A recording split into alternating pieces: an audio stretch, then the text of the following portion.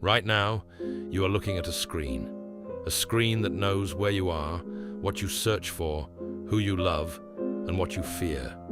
You willingly carry a continuous tracking device in your pocket, calling it convenience and progress. But what if I told you that the man who predicted this absolute control created his prophecy not in the era of neural networks and smartphones, but while hammering the keys of an old typewriter, choking on his own cough in a freezing house at the edge of the world? His name was Eric Arthur Blair, but the world would forever remember him by another name, George Orwell. And he wasn't writing fiction. He was writing a warning that we ignored. All his life, Orwell searched for the truth, and this search brought him nothing but pain. He served as a police officer in Burma and came to despise the system of oppression. He deliberately lived as a tramp in the slums of Paris and London to understand the lives of those thrown to the very bottom. But the true, chilling horror he discovered wasn't in poverty, but in the trenches of the Spanish Civil War. There, for the first time, he saw reality being erased before his very eyes. How newspapers printed blatant lies, how innocent people were wiped from the records and declared unpersons, while executioners were elevated to the rank of heroes. It was then that Orwell realized the most terrifying thought of the 20th century. Objective truth no longer exists. Truth is whatever benefits the authorities today.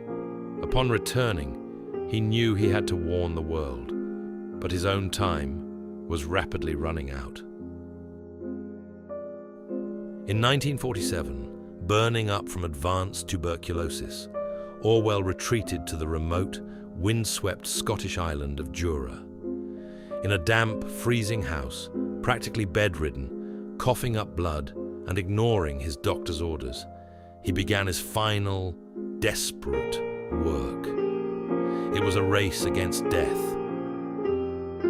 He understood, if this book didn't see the light of day, humanity would step blindly into a totalitarian abyss.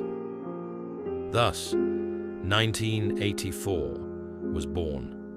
Orwell described a system that doesn't just destroy its enemies, but forces them to genuinely love their executioner before they die.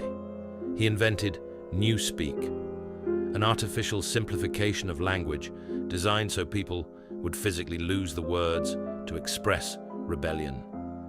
He revealed Doublethink, the system's ability to force a person to believe two mutually exclusive things at the same time. War is peace. Freedom is slavery. Ignorance is strength. George Orwell died just months after the publication of his masterpiece. He was 46 years old. He faded into the dark, hoping he had left the world a bitter cure for tyranny.